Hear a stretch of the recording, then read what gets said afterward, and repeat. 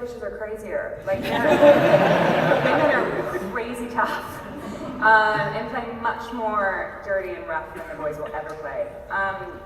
And so I always sort of had that like physicality in me, and I was a dancer when I was younger. So fight choreography is very similar to learning a dance. You know, you've got your moves and there's counting and all of these things. So fighting always came really natural for me. And so we really didn't do like a ton of training for it. You know, we had really great stunt guys that would come up to me every once in a while and tell me I was punching like a girl.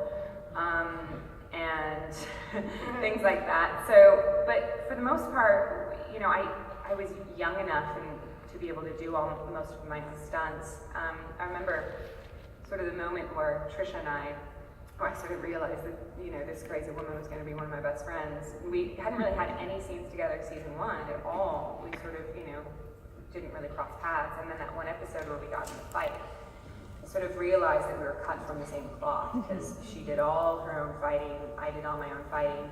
And at the very end of it, we were on the second floor and we're looking down at this big pile of cardboard boxes, which is what the stunt people were falling into. And we're both looking at it, because we've done the entire fight, which was like really brutal.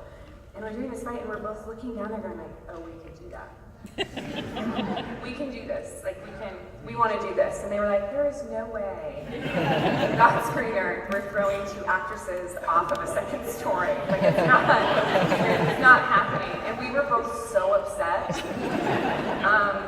that we became fast friends. So, yeah. Yeah, likewise for me. I mean, I grew up in a very tough neighborhood where there was always a lot of fighting in my school. So I had gotten into a lot of street fights when I was a kid, so fighting came very easily for me, but she is one tough chick. Like, I remember that my last episode of Passage, there was a scene where Kara approaches Kat and she's like, I know who you are. And I couldn't emotionally get to where I needed to get. For some reason, I can't remember why, but I was like blocked. And we kept trying to shoot it, and I couldn't emotionally get there. And Katie was like, hit me. And I was like, what? She's like, hit me. Because I just couldn't find the anger that I needed to do, and it was not scripted, and she literally, I shoved her, but like an actor shove. And she was like, no, hit me. And I was like, are you sure? And she's like, give it to me. And I was like, and I shoved her, and then she shoved me back, and like we literally, it was really physical, and it's in the outtakes, and that was real. Like we were shoving each other really hard, and I really appreciate it because I got to where I needed to get. Like I'm a physical person. I'm also a method, so sometimes it's hard for me to get places unless I really go there. And she let me go there, and it was, and I thank you for that. And when I watched the outtakes, it was really cool. I'm just glad you didn't punch me in the face. Not like that! But, Michael, do you remember when I had to slap you?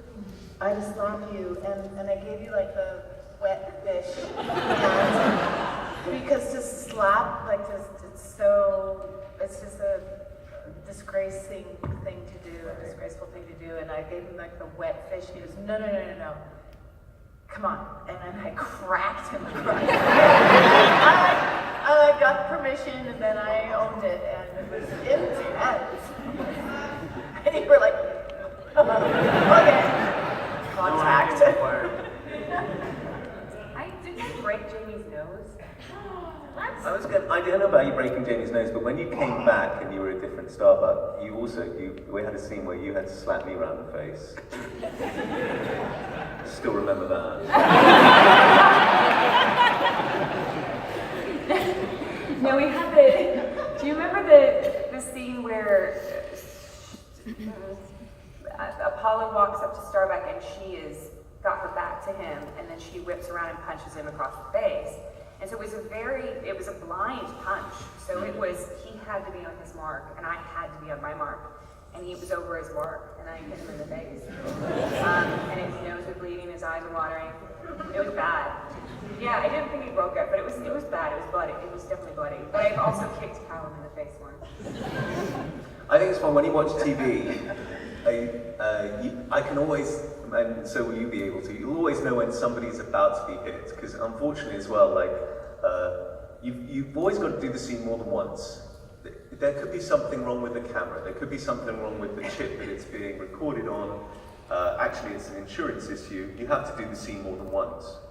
But sometimes you're watching a show, and I as an actor know that it's like their third take, and I know that somebody's about to be smacked or across the face because their face is already ready. And like they're coming to the scene with like, and I'm watching it, he's about to get smacked in the face. He looks like a prophet. Like, how do you know? I'm like, because his face is already red from 2 seconds previously. Similarly, you can also tell when two characters are about to kiss because the girl's face has a little bit of beard rash on it already. You can always tell when they're going to go for it. You're like, oh, I get it. You're gonna be scrutinizing. Oh.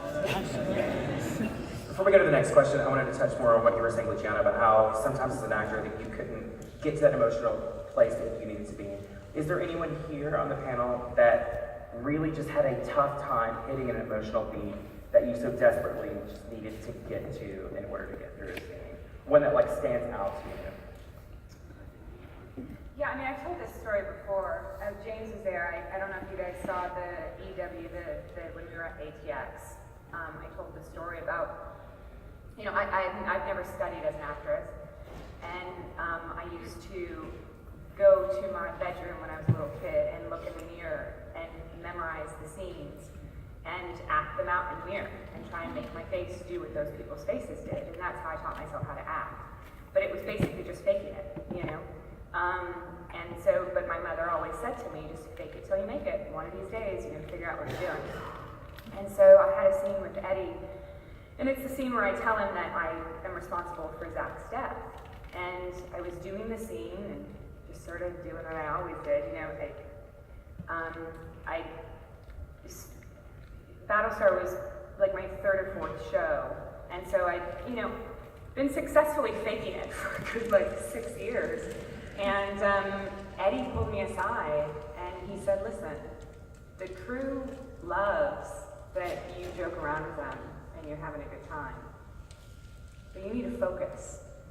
Like you need to put yourself in this position and focus and feel what she's feeling. She's telling a guy that is her father that she killed his son. Feel that. And look at me. Look me in the eye and tell me that you killed my son. And focus. You know, stop playing around. And he said, you fake it better than anyone I've ever met. But you're not acting. You're faking. And I was like, Jesus Christ, sorry. I mean, and I felt very chastised. Like, I was really hurt. I was like, what? I'm doing my job, whatever, you know? And the next take, I looked him dead in the eye, and for the first time in my entire career, I felt this person's pain. And it was so intense that I almost couldn't get through the scene, because I felt, oh my God. And it was the first time that I actually lived as another person. And it was such a beautiful moment for me as an actor because I was so shocked that I was actually acting, that I was overcome with emotion. And when I walked out of the room and I put my hands on my head, it was because I was sobbing and I so wanted to protect myself because I was like losing it. And that was like, I say that that's the moment I learned how to act. And it was great, and Eddie did it in 5 seconds. And basically what he was saying is be present, listen. You know, you talk about Meisner and like listening. Like what does a person want? What are they trying to do? And if you actually listen to the person across from you in a scene, it leads you to the emotional weight of the scene and what they're feeling. If the other actor is doing the same and they're honest, and that's when like brilliance happens, you know. So thank you for sharing that. That's really, really beautiful.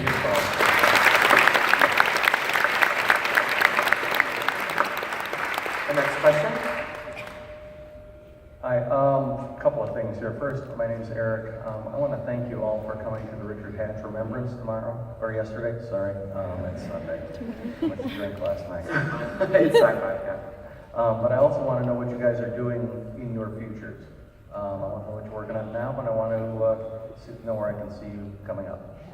We're quite lucky these days as actors because just around the time of Battlestar Galactica, or just after that, especially with the net and tweeting, etc., you don't get scripts anymore. You have to read them on set, and but when I did Red Riding Hood, I think I thought they were kidding when I went in to sign in for my wardrobe fitting. They also had about 30 pages for me to sign of non-disclosure. You cannot tell this person that you were at this wardrobe fitting or that you're in the movie, etc.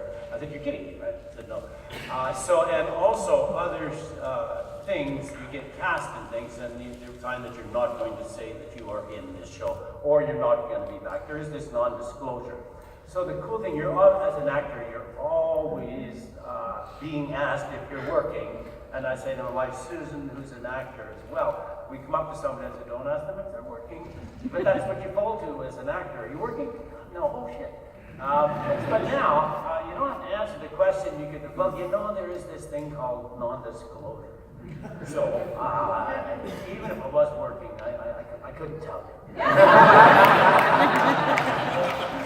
So there's a few things, but anyway.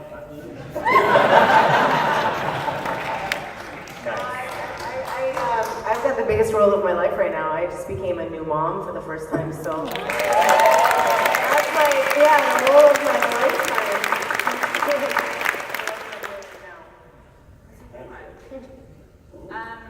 Longmire comes out in November. That's it. And now I'm on The Flash.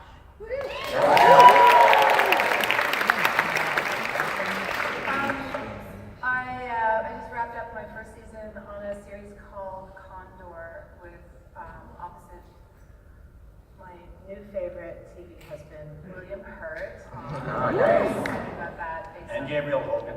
And your son Gabriel Hogan and Brendan Fraser. It's a fun cast and a few independent movies hitting the circuit right now. So I'm excited for next year.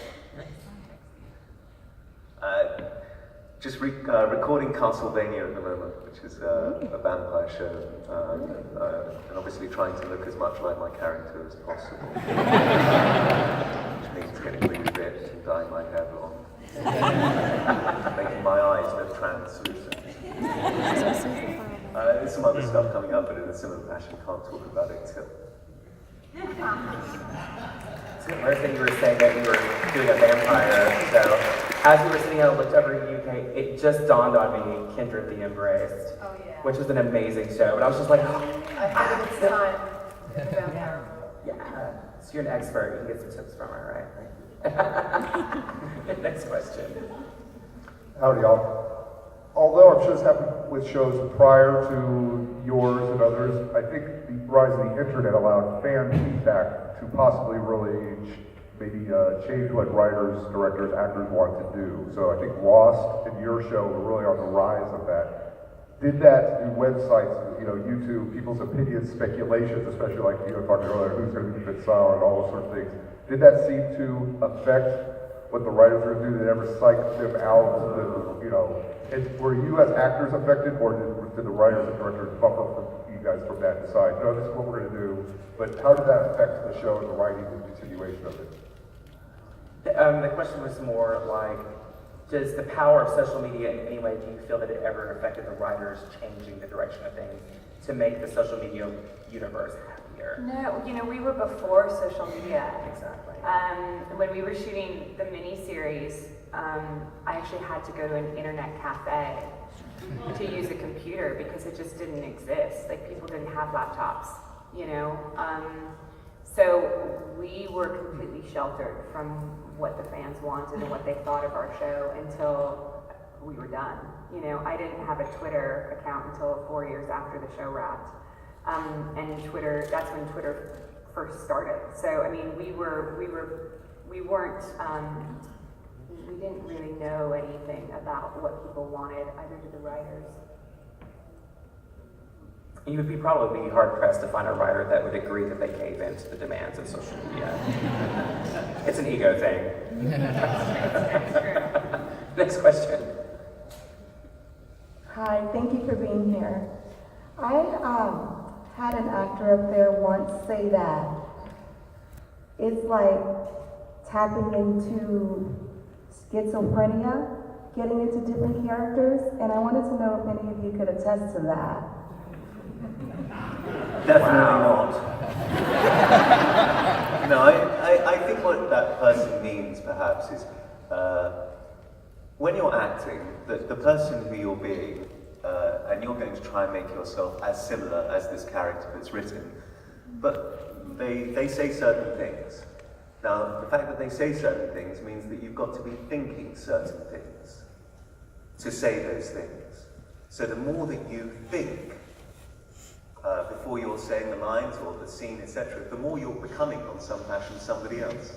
Because it's not your thought process.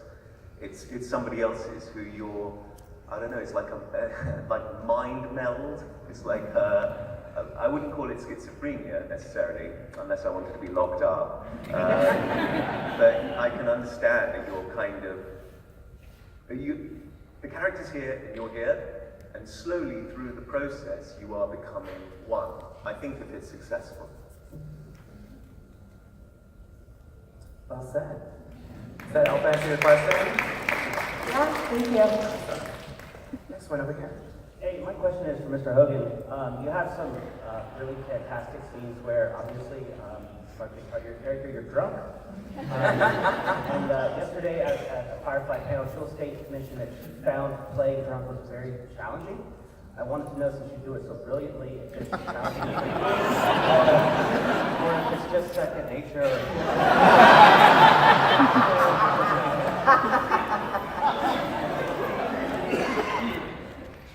Willies. Again, it's a bit of all of the above. I certainly have had a lot of experience of drinking.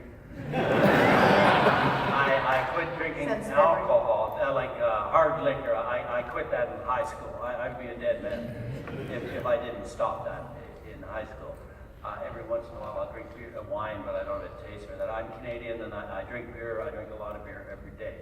I certainly have had the experience, and I've had alcoholism in my family. I grew up in the bush. My father was a prospector, so they're hard times. Yeah.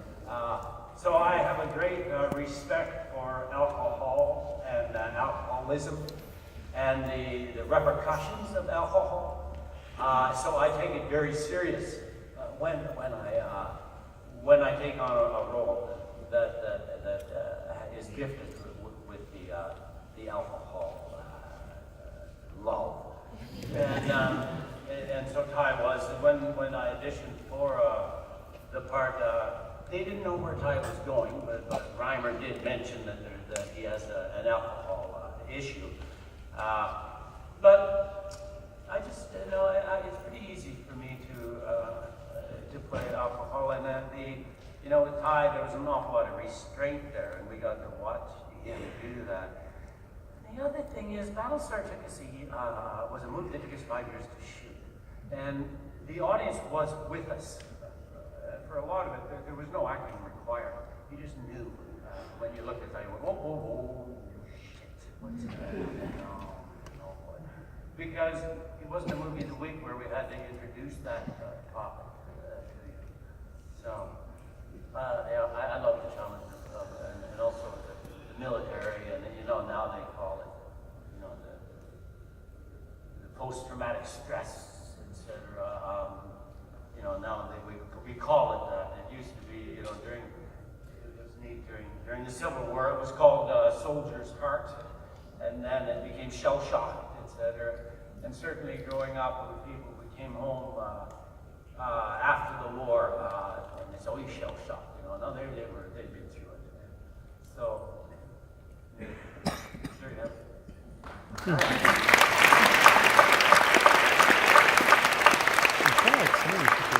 But sir, Jewel State was in my wedding. Shameless plug. She knows how to drink Vive Clicquot Yellow Label champagne, by the way. Next question. My question is for Starbuck and Kat. So, you haven't seen Handmaid's Tale. Have you guys seen Star Wars? Any of them? Any Star Wars ever? Okay, well, so, you guys probably noticed that there's been a lot more female pilots lately. Handmaid's Tale is like, all right, you haven't seen it. Right. Star Wars is like, have you been under a damn rock? Right. For 40 years. Right. But you guys saw Rogue One, Force Awakens. There's been a lot more female pilots lately, you guys have probably noticed. So I think your skill would obviously translate there. So my two-part question is to ask, you know, if asked, even just to do a brief scene, like, hey, this is Pink 5, this is Pink 7, would you do it? And then also, seriously, because you guys are big stars now, so it's like a 5-second thing. And then talk to me about the first time you stepped into a Viper, how you're feeling emotionally, if you were geeking out, and how was to film your first dog fight, both of you? Well, that's an hour's worth of conversation. Yeah. I love that you think that I'm that famous.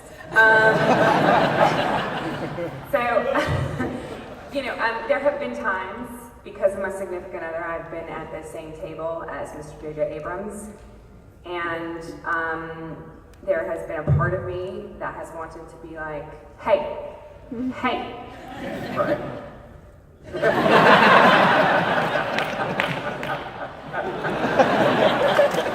No? Fine. Asshole.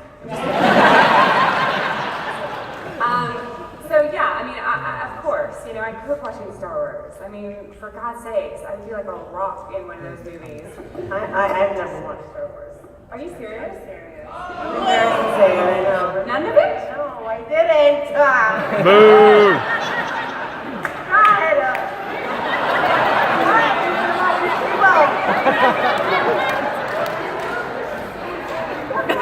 Like, oh my God.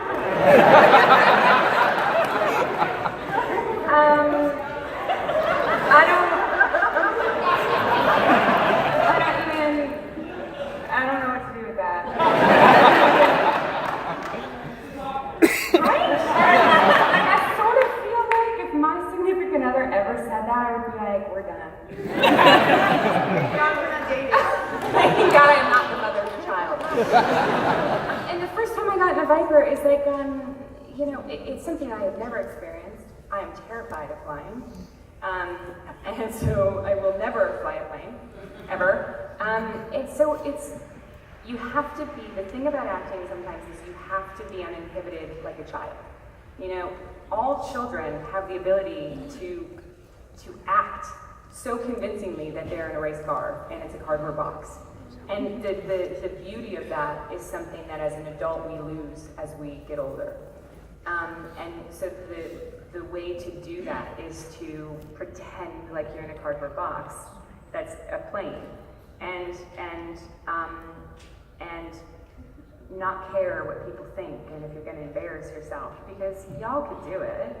I mean, y'all do it by yourself and you're home alone. And everyone does it. It's just the same thing. It's funny because that's actually how I got the role. Is I brought my neighbor's joystick to my audition, because the audition was me in a dogfight, and I brought the joystick and I just imagined a kid playing a video game. And that's how I think I got the role. But it was flying in a Viper. Shooting those scenes was actually, I feel like it upped my acting ability so much, because it was something. It's green screen, so there's nothing there to react to.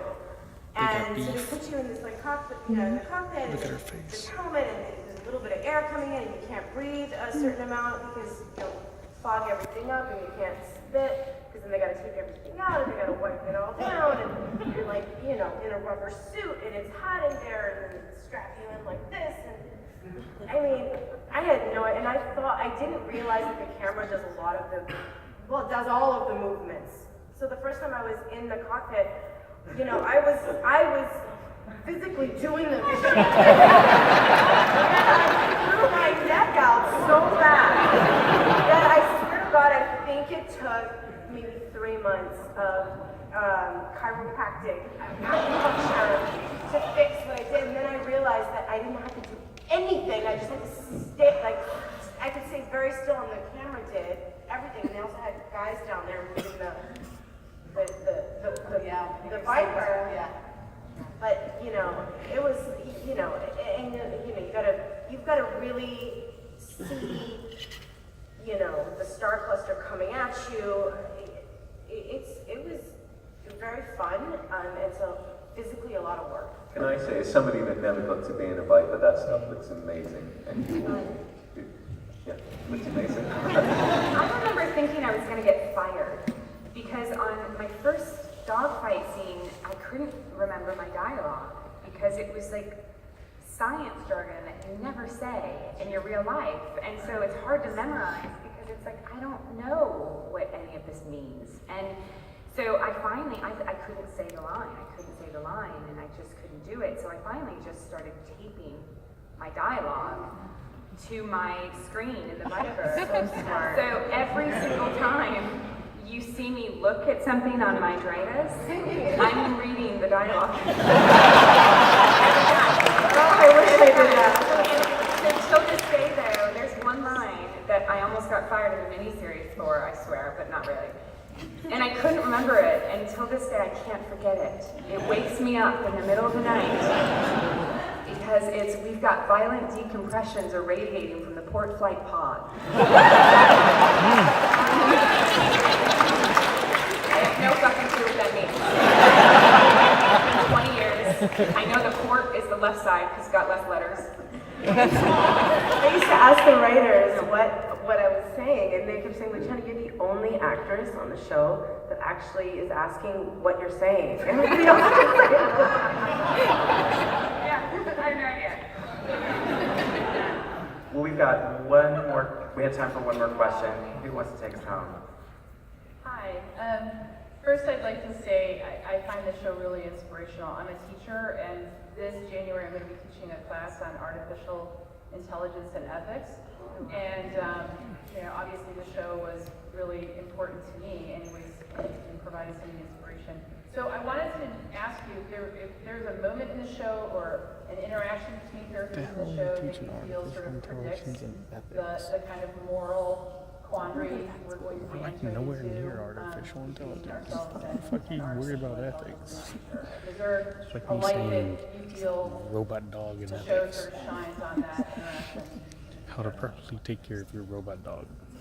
It's a really great question. Just might take us a few seconds to think of an answer.